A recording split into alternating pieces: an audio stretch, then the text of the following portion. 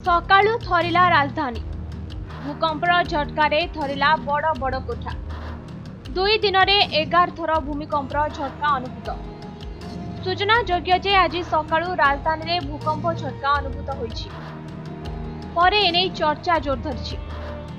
तेबे एही झटका केवल भारत रे नुह भारतर समस्त पड़ोशी देश में भूकंपर झटका अनुभूत होइछि। 32 घंटा रे 11 थर एपरि स्थिति देखा मिलिथिला। तेबे एथिरे किछि क्षयक्षति होई नथिबा सूचना मिलिछि कारण भूमिकंपर तीव्रता बहुत कम थिला। सूचना योग्य जे बांग्लादेश रे गत शनिवार राति 9 रे 3.3 तीव्रता विशिष्ट भूकंप अनुभूत होइथिला। यार ठीक परे पाकिस्तान ने मध्य मृदु भूकंपर झटका अनुभूत होइथिला। राति 11:18 रे 4.5 तीव्रता विशिष्ट भूकंप रेकर्ड करा जायतिला।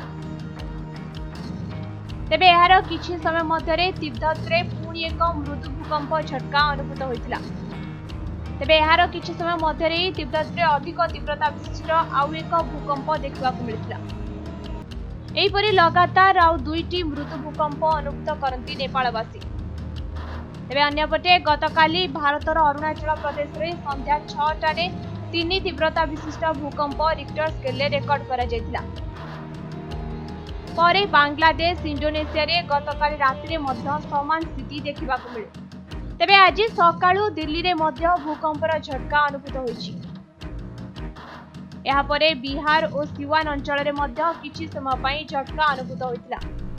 सूचना योग्य जे भारत और यूरेशियन टेक्टोनिकल प्लेट परस्पर मध्य धक्का हेबारु हिमालय पर्वत रे भूकंप सृष्टि होइतिला।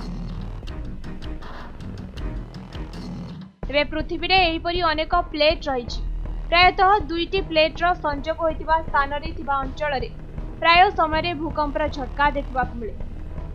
एणु हिमालय रे भूमिकंप हेबा क्षणे दिल्ली रे मध्य एहार प्रभाव अनुभूत होइथाय कारण राजधानी दिल्ली हिमालय पर्वतर निकट रे अवस्थित। एणु दिल्ली को एक भूकंप प्रवण अंचल बोली कहाଯାଏ।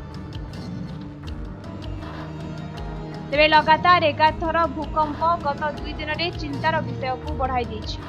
ब्यूरो रिपोर्ट समय।